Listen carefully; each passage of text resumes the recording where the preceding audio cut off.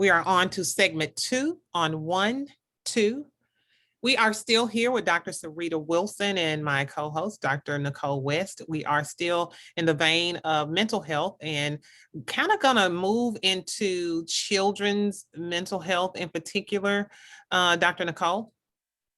Yes. So, Dr. Wilson, could you talk to us a little bit about, and maybe even from your experience at Le Bonheur specifically, but just a little bit about children's mental health and COVID and how the pandemic has really been impacting some of our young people? Yeah, if it's one thing that has really kind of just touched my heart during this pandemic is seeing the increase in children and young people who have experienced their own mental health concerns.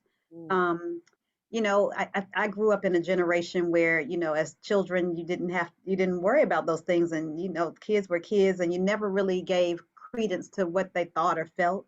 But we live in a different age. We live in a very a social media age. We live in a world where um, connection is so important, right? And when these kids have not been able to, I think we don't realize the value of what socialization does for children at young ages.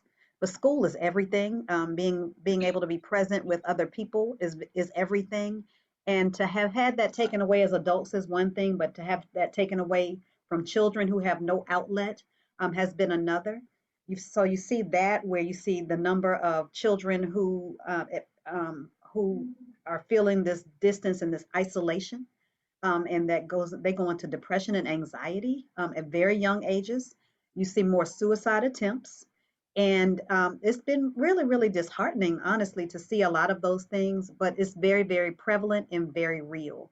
And so to recognize and understand and acknowledge one, first as adults, we have to learn to acknowledge that children really do have these mental health concerns. They really do suffer from depression, anxiety. Those were things that generations ago we didn't want to talk about, or we kind of swept it under a rug, or we just, talked over it. But it's real. And to see young people, especially during the pandemic, with this increased number of suicide attempts has been very disheartening, but it's very, very real.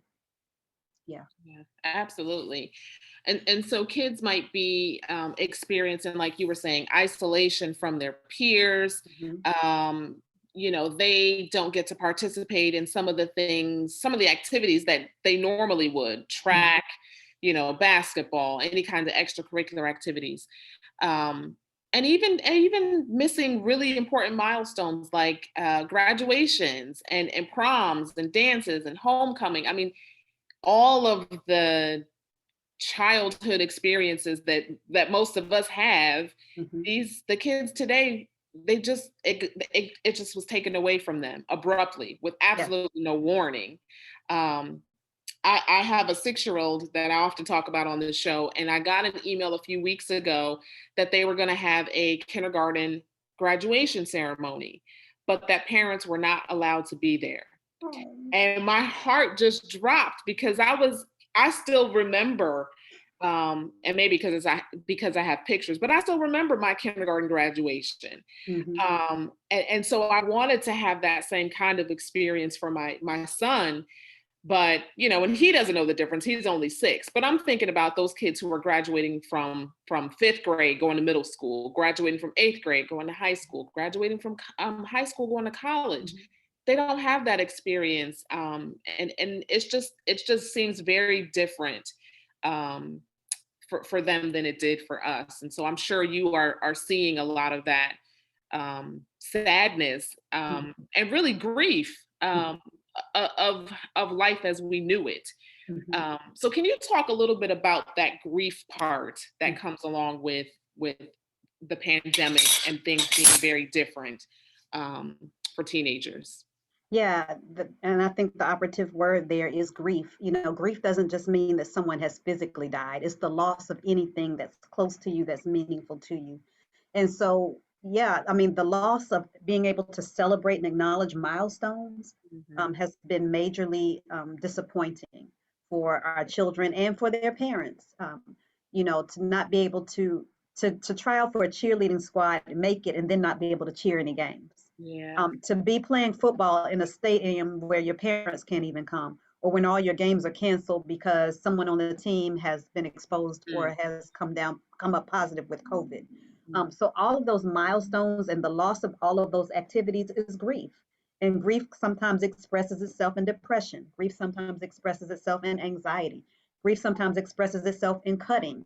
Grief sometimes expresses itself in trying, pills or, smoking or drinking or, all those sorts of things. So you do see children trying to self comfort themselves, and it comes out in all these negative ways, especially because they don't have the isolation. And the other part to that, with being out of school, oftentimes school and teachers catch things that parents don't see or that don't often happen at home. So part of the problem with kids not being in school is that things you can't see. With parents being home and everybody being in the house, that the level of domestic abuse has gone up, and domestic violence has gone up. So generally, when children are in that environment, when they go to school, a teacher or a school counselor or somebody at the school is able to identify it and catch it. All of those things are not happening. So now you have not only parents in the house who can't get along or who are arguing or who are fighting or where there's violence or abuse, but now the children are exposed to more of that because they don't have the outlet of school. So it's not just a social outlet, it's an outlet on so many other levels. It's a safety outlet that's been taken away in a lot of cases. And so yes, there's a lot of grief because now you grieve what you thought your family unit was. Now you're grieving the fact that you've seen some type of adult situation that you should never have been exposed to at your age. You're not, and that on top of the loss of socialization, the loss of friends, the loss of family members who've died, the loss of being able to see your grandparents or your favorite auntie or all of that. And so children grieve too, and they grieve in a very unique way that is different than the way adults grieve. Children are not little adults, they're children, and they grieve in their own very unique ways. And so we often as adults don't understand how to categorize it as grief. And we miss it, but it's grief, and it looks very different than adult grief, but it's in their own very unique way. So one of the things that I really want the takeaway to be today is what you just said, right? It's a realization. They can be depressed. They can have anxiety. They can have problems, right? I know when I was growing up, if I said, I don't know if we use the word stress, I could just remember my grandma saying something like, you don't know something's getting on my nerve. You ain't got a nerve, right? Yes. I probably did back then, because like you said, life was far simpler, but but they got a nerve, right? They do happen, things bother them. So I do want that to be the biggest takeaway of all, to be very observant, with the children. And the other thing I wanted to ask though, as you were in that discussion, so how difficult has it been to provide services for families and children during the pandemic, with all of the precautions that we've had to take, and how effective has it been? And do you think now that we are hopefully coming out of this, will we see even more of an uptick? Because, we've been isolated and locked down, and now we're going back to some other sense of normalcy. That we have to get acclimated to. So what do you figure, all of that is going to look like for us? In the grief world, we talk about the fact that after there's been a loss, there's a new normal. Things never go back to completely being the way they were. And I think that part of the transition to re-emerging in society on all levels is for us to realize that we are having to create new normals in every avenue of our lives. So we can't just jump out of the pandemic and jump back into real life, quote unquote. We have to transition back to make it smoother and to make it easier. And so I think that things will eventually kind of re-normalize, but it'll be a new normal. And we've got to first recognize the expectation of, I can't wait to go back. I can't wait to go back to normal. That's the first thing we've got to eliminate from our vocabulary and from our thought process, because things will never or may never look like we knew them once before. So one thing is that there has to be a transition process, a transition phase. And the second thing is that even though many have been vaccinated, and now that children are able to get vaccinated, it's still here. COVID is still here. It has not completely gone away. So we still have to live with precautions for quite some time to make sure that we are still being safe and healthy. So that's going to be a transition. I think for children, to slowly reacclimate into activities and those sorts of things with the safety protocols is going to be healthy. I think to reemerge them back into a classroom setting is going to be healthy, but it still has to come with the precautions and helping them to understand what this all really means, big world, big picture, to be fully engaged, yet to still have to live with these precautions on some level is going to be key. But I do think that it will help with the depression and the anxiety in some cases. Now we also have to own and recognize that some of these kids have mental health concerns and disorders that are not related to the pandemic. And so but that's a completely different story. And what happened was the pandemic kind of exaggerated what was already there, as it did with us as adults. But for those whose anxiety, depression, isolation, all those sorts of things are directly related to the pandemic, this will be a healthy transition. But recognizing that it's two different facets of mental health concerns that we're dealing with. One is that some people had diagnosis long before the pandemic, and this just kind of heightened the awareness of it all. And then there are others whose mental health problems are directly related to the pandemic. I think the big thing that I think we as a community have to be grateful for is that the pandemic did bring a lot more awareness to mental health concerns. Yeah. And so that part is good because now that does help with the stigma in a lot of different venues. Yeah. So speaking of the stigma, and you had brought up vaccinations, and we all know that there's a lot of hesitation in our community about getting vaccinated, and for good reason. So I want to give some value to parents being hesitant about vaccinating either themselves or their children. But can you talk a little bit about that hesitation that parents might have when it comes to this new vaccine, which I think was approved for 12 to 15-year-olds?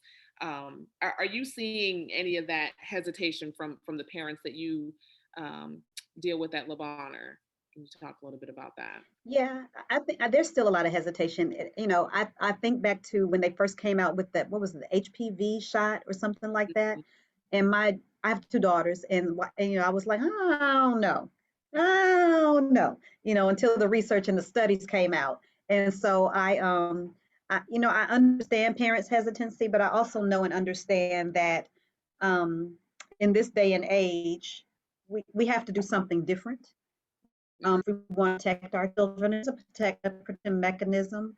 I think, as a parent, we're always going to take an extra step of precaution when dealing with our children over ourselves. But when you look at the big picture, I think the safety profile is healthier for us to do it so that we can kind of reemerge into some level of society. So I think it's important to get the research for your child and how this might impact your child and your child's health and what other health concerns your child may have. But talk to your healthcare provider to make sure of what's healthy for you. But I think we do see a lot of hesitancy. And I think especially as African-American mothers and parents, I think it's just a natural instinct to be hesitant, but we got to do the research. The other piece to that is, as African Americans, we know about Tuskegee and we know about all of the historic things that have happened to us as a people that have been very disheartening and, quite frankly, a lot of injustice, medical injustice, social disparities of health. We know all of that exists, but the other side of that is that as we try to emerge and grow and learn from that, there's not enough data on us as Black people. Yeah. And so we always talk about that medicine doesn't work on African Americans. That's not as impactful or helpful on African Americans. We got to do some things to take the medication in some cases so that we can collect data on us so that we can know and better understand what works and not works. And it's not always making us guinea pigs, but it's really doing scientific research to collect enough information so that we know how to take care of ourselves better. Yes, absolutely. Thank you so much for that, because it is it's a real feeling and hesitation that we have, and I Mhm. think sometimes people will not give credit to that. Oh, just go get vaccinated. But we really need to think about why people have the hesitation and give some value to that before we just tell people to just go get vaccinated. Because we've been burned. Let's just Yeah, face we've yeah. been burned. And that's the truth. I think we have to learn how to talk to each other. And healthcare providers, the healthcare world has to learn how to listen to us. Yeah. They have to listen to our stories. They have to listen to our narratives. They have to listen to our questions and not discount them or write them off or blow them off. But they have to sit Exactly. down and really understand why we feel this way. We Mhm. feel this way because grandma felt this way because grandma experienced this. And that carries down 3 and 4 traditions Right, later. It's real. right. It's It's part of our real. story. It's part of who we are. Mhm, It's our heritage. And so you got to understand, doctor, why I feel this way. Yeah. mhm. But And if when you're you not talk willing to about the listen to them, research, uh-huh. mhm, You talked about the research. That piece is important too. Go do your research and, yeah, get some answers before you just jump to conclusions, because I have heard some really outlandish things too. Like, mhm. these things are going to turn in these vaccines are going to turn into chips in I'm serious, in our bodies. I've lived I've heard them all. and I believe that these were genuine concerns. Like, I'm not making light or making fun, Mhm. but outlandish I only say because I don't feel like these were people that were talking from having done any research or Right. mhm. Right. So I think one of the things that's been very helpful and impactful in our African American community is that when our leaders and when prominent people within the African American community and especially within the church get the vaccine, and you know, I like social media for some reasons, and this is one because then I can post, I've gotten the shot and I'm okay. And Mm. then people who look up to certain people in the community will follow and say, well, Dr. Yeah, Sarita got the shot, or Dr. So and so got the shot, yeah, or Dr. Nicole got the shot, so I think I can get it too, and I'm okay. And so that's been the blessing. Even in my workspace, after I got the vaccine as the director of spiritual care, so many other African Americans who work in my workplace also said, because I saw your post or because I saw you get the shot, I feel more comfortable in getting the shot. And so that's very helpful. And so we've got to have people who are willing to take a stand and stand on the front lines and be an example, so that absolutely. other people know it's okay. Sure, Yeah, sure. yeah. We are about to break. And I know Dr. Nicole wants to extend this topic just a little further, but before we do, let's go to break, and we'll be right back on the Gospel Giant 94.7 FM, segment 3 on 1, 2.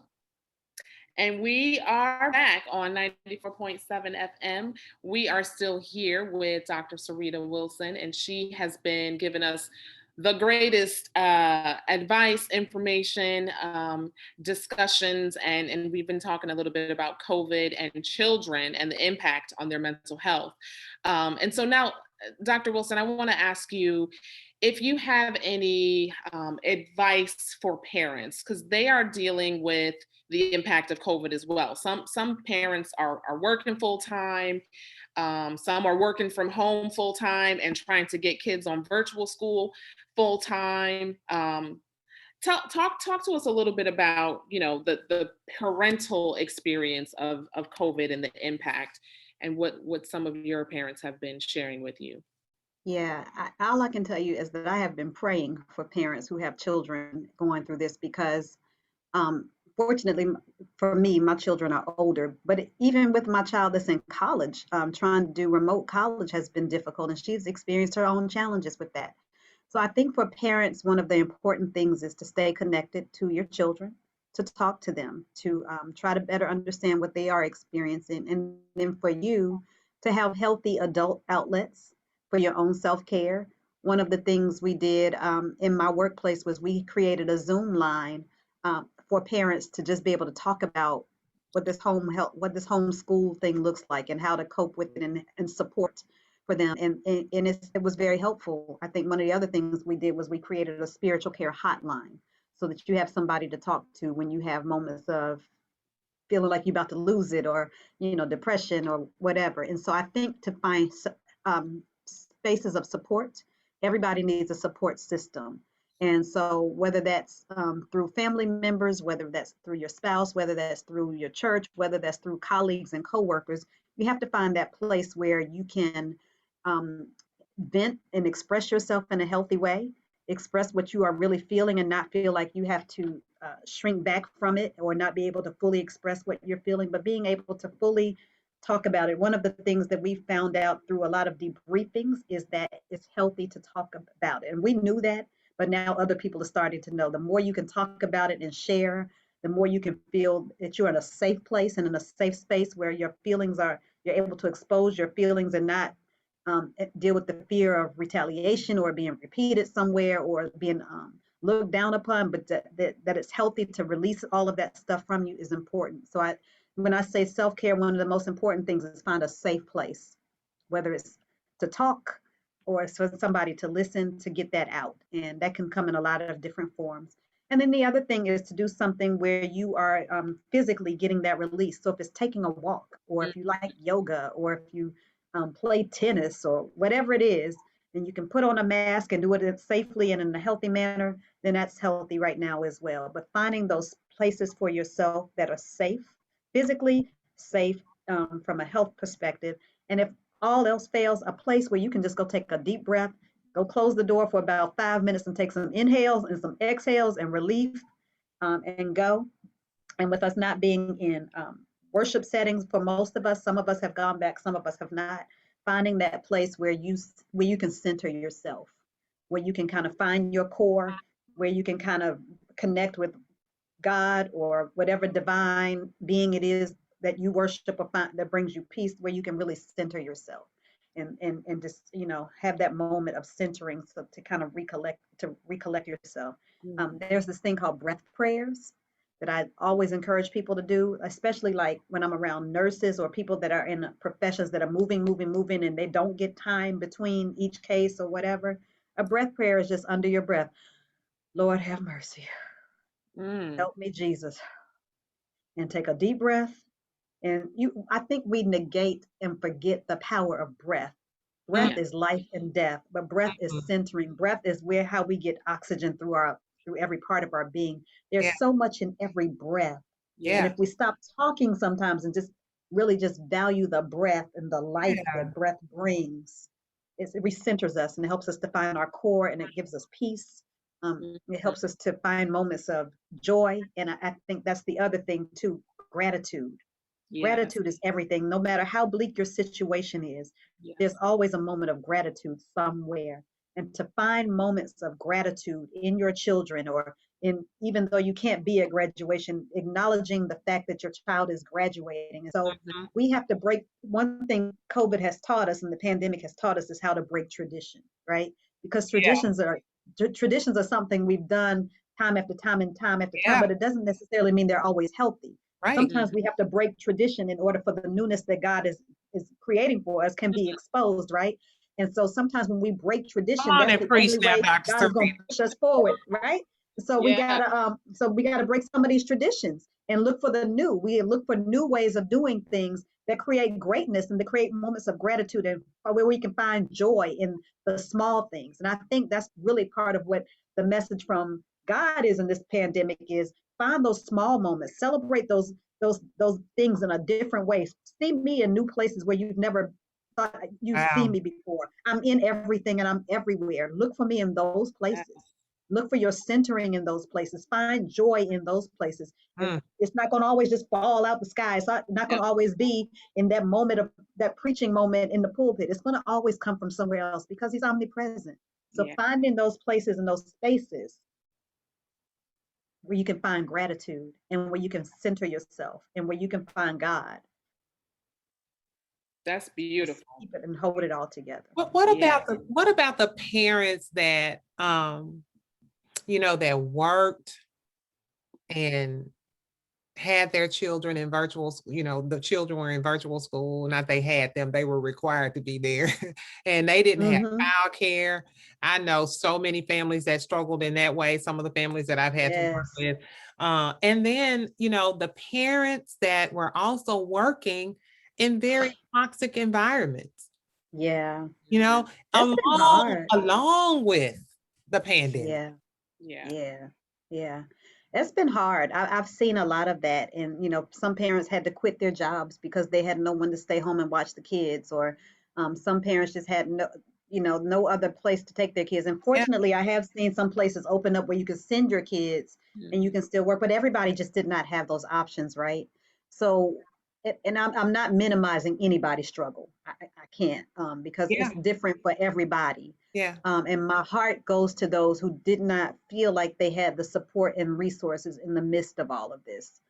But I think at the end of the day, you still have to find what works for you, yeah, because what works for one is not always what's going to be efficient or effective for another. So, sure. not comparing yourself to what other people have been able to do and have, but doing Mhm. what's best for you and your household and your children. Yeah. And even in the midst of having to make those changes, being grateful Mhm. and spending as much time with your children as you could. That's a blessing for some, because otherwise, some people would never have gotten this chance to, um, reform relationships and recreate these memories and opportunities, and for the family to be together and come together. So, whatever your story is finding your story within that story to make it work for you, and holding to that story and staying with that story that it might stick, not minimizing anybody's struggle, because some families have really had some very difficult times, Yeah. and have not found the help that they need. But my other hope is that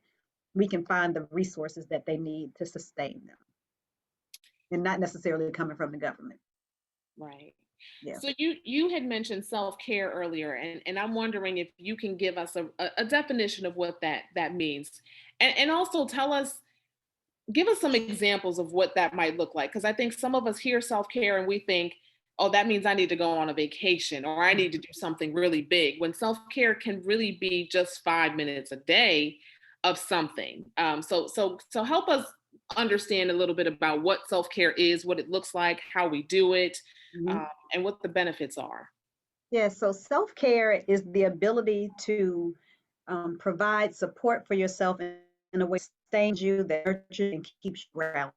And that comes in several different forms. It can be spiritual, it can be emotional, it can be social, it can be physical, and it can be mental. And I believe that you need self care in every aspect of your life. You are multidimensional. So every area of who you are, every part of your being needs to be nurtured in some way.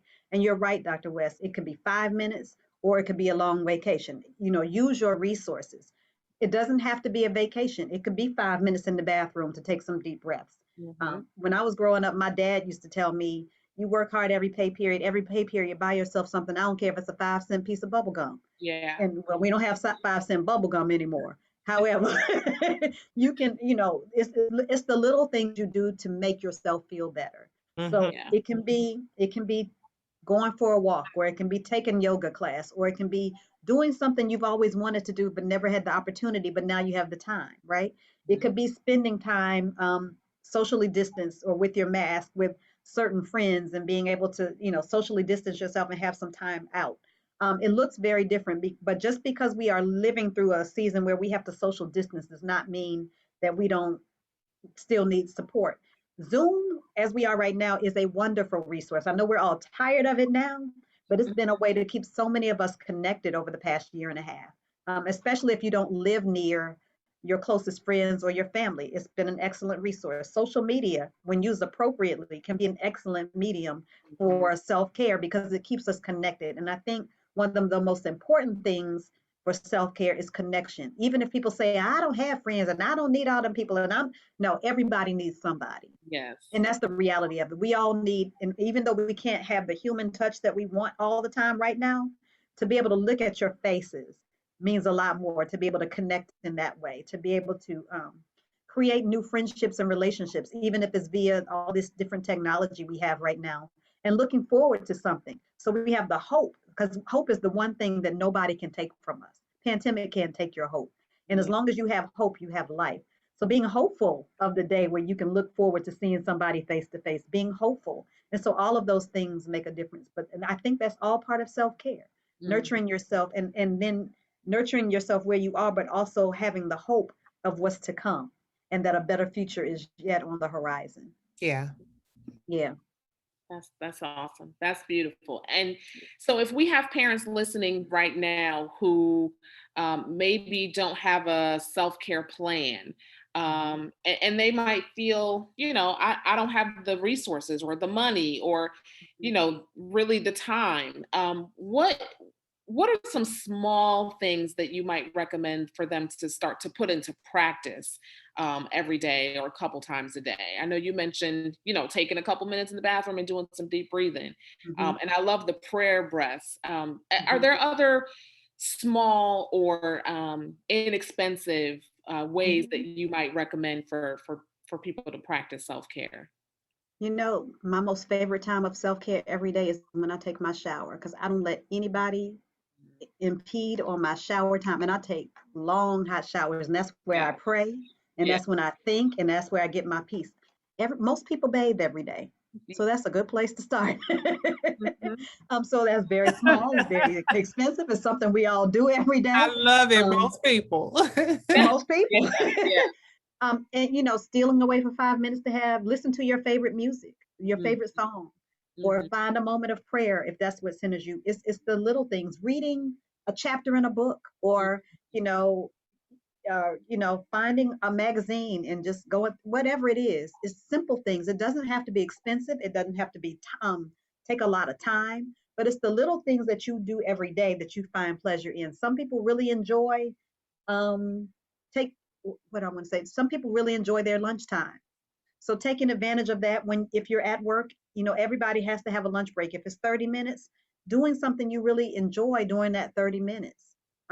Whether that's sitting with a coworker for lunch because you really enjoy that time with them, or whether that's going off by yourself and getting some peace 30 minutes. If you can leave your job site campus for 30 minutes or go sit in your car, whatever it is that helps you to recenter yourself and re-energize yourself so that you have the strength to go on for the second half of what you have to do is where you find those moments. It does not have to be a lot and it does not have to be expensive.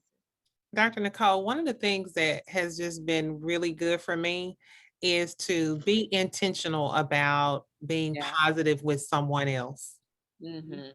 You know, Mm-hmm. just shooting somebody a text or letting Mm-hmm. somebody else know. And I think you know that about me. Like, I feel good when I know people that I care about are good, Yeah. Mm-hmm. you know. Yeah.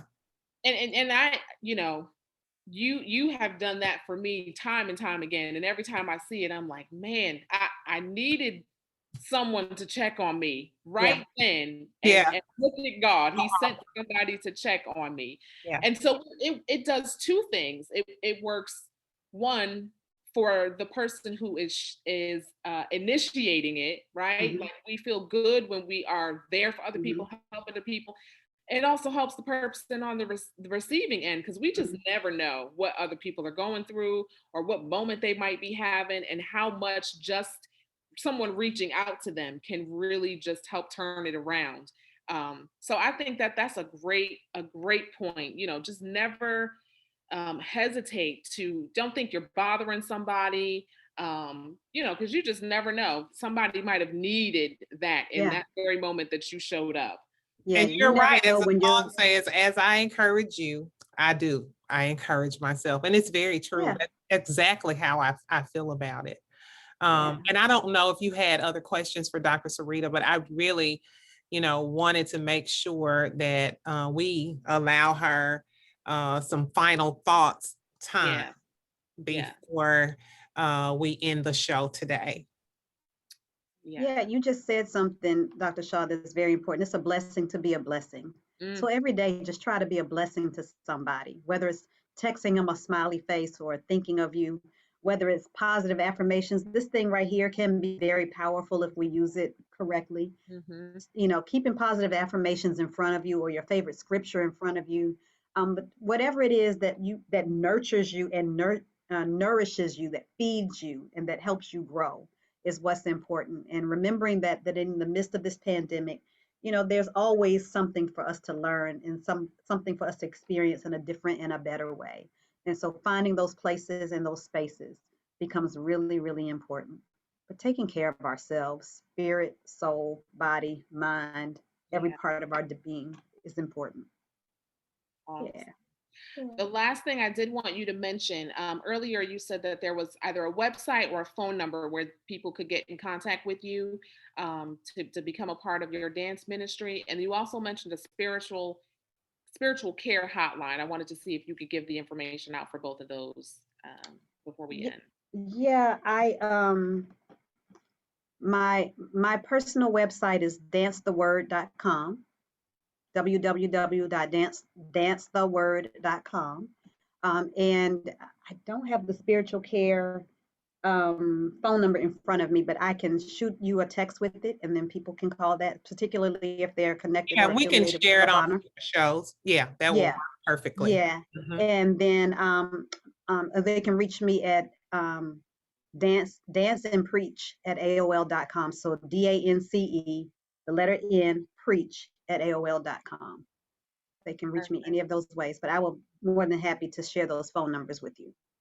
All right. Well, Dr. Sarita Wilson, thank you so much for being here with us today. It was amazing. Thank you. I have enjoyed you, and I feel like I've met two new sisters, and so this has been exciting and wonderful. Yes, part of our new journey. We thank Yes, you. absolutely. Yeah, We thank you. you. Thank you for having me. Yes, and we thank you guys for choosing to come back every Saturday and spend this hour with us. And we look forward to spending this hour with you on next Saturday at the same time, right here on Doctor to Doctor in the chat room on the Gospel Giant 94.7 FM. We will see you then.